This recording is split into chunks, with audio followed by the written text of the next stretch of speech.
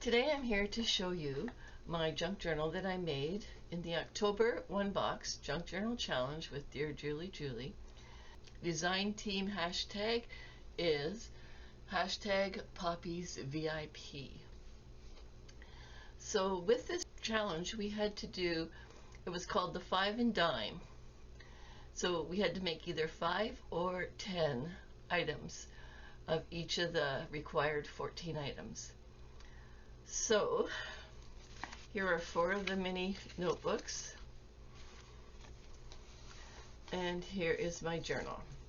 It is a cereal box covered with a pillowcase, and I did some fast flow stitching on the front of the cover and the back. It is bound with 5 elastics because there is 5 signatures, and there are the 5 ties attached to each of the elastics. I think I'll take one out at a time to show you, because it's all 5 of the signatures are identical, and as you can see they come out and they're an individual journal, each and every one. So one of the items that I put in my box was a large package of office envelopes. So on the envelopes I used my scrap box, which I got a lot of use out of, and don't know if I made a dent in it, but I certainly used a lot of scraps. So I chose a color scheme. I collaged on the front of each of the envelopes, and then I sewed with the fast flow stitching again. I added a Dearjuliejulie digital, and then I put on one of my stack of stickers in the corner. Scrapbook package. So I put inside the envelope, you can see a little piece of the envelope there, that was a little bit off. I attached the envelope so we couldn't see the stitching on the inside and made that into a pocket. So it made a really nice cover. So there is where I put my envelopes for each, or my mini scrappy notebooks, and it was just leftover stuff that I had on my desk, and of course my scrap box. And I did do the mini challenge in the challenge, so I got my dictionary out and ripped some pages out. This is one of the small tags. We had to make 10 tags in total. Again, the digital that I used is called Poppies by Dearjuliejulie. It is, I'll link it below.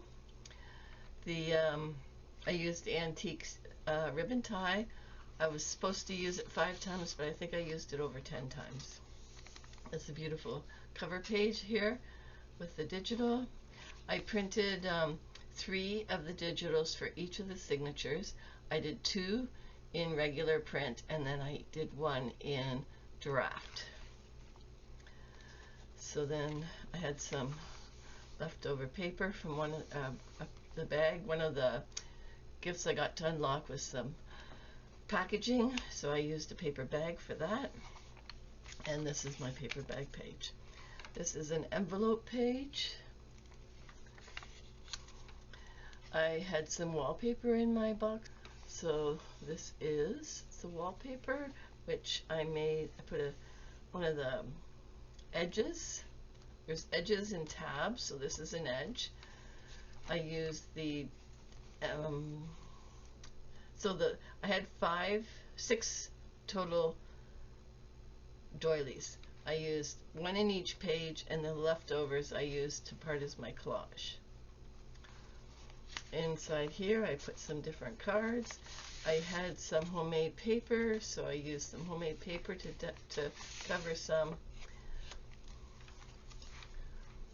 And the paper that I had in my box was just a composition book. So that's the only paper I have in my, other than the book page. So this is a piece of scrap from my scrap box. This is a cluster. This is patchwork tag. And so then the book that I used was Reader's Digest Complete Gardening Book. So the pages were thin, so I sewed 2 of them together. I used a lot of sewing, and that became a little bit more structured of a paper, so I could glue some of the elements onto it. This is one of Dearjuliejulie's pages printed at draft. There is a hidden paper clip. That's one of my 5 elements. This is a fabric flip with some of the composition book underneath it. Stamp, some ribbon. I used the seam binding for my ribbon throughout the journal. This is the middle of the signature, and here's one of the ties. Again, scrap box. I did buy 1 package of flowers from the dollar store that were red, and I used up every one but 1. And the only other thing that I used was this crochet cotton, and you'll see it throughout within the clusters and that.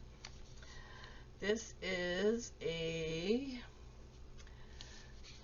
book page element, and I made it into a bag. I tucked in some more homemade paper. This is one of my items that were pre-made. I had some of these elements done, so I stuck them on one of the clusters. This is a fabric tuck. I needed a tuck, so I had the fabric on my desk that day, and I added a ticket and some butterfly and some of the ribbon. On the back of that, this is one of the strip clusters, and I made it into a belly band, and then I put one of the large journaling cards, again covered in the composition book. Well, a couple more pages. This is the pocket, one of the pockets, and I've tucked in a little card there. This is one of the journal cards, again with the antique tie. This is the back of the wallpaper page. It is a double tuck, and this was made during a, I think it's 10.2 mini challenge in the challenge. And then on the back is my tab, and then the other part of my paper bag. I made one of the other strips and put it as a side tuck, and you can tuck the journal card right in it. This one is a hidden journal card, and I made 3 hidden journal cards and 2 hidden paper clips in the 5 journals. And this is the last large tag, and it has the over-the-top tie on it. And that's a little word, some ink, and the back of the journal looks like that. So I will go ahead and show you the fronts of the other 4 journals. These will be taken apart from the main one and made into 5 separate journals, because it's just too much for one, I'm thinking. That's the brown one. As you can see, I have lots of scraps in my scrap box in all colors and sizes, and I really did enjoy this process. I'm definitely keeping those large office envelopes on my desk so I can make up more and have them ready. So again, this was just a cereal box, so if this cover doesn't go for maybe something else, I'm not sure, but each and every journal is, like I said, is identical, and it was fun. In the end, I do not believe that I used all of my items. I think I had 18 in total on my list. So I think my scrap box is what helped out the most on that, being able to limit what I was using.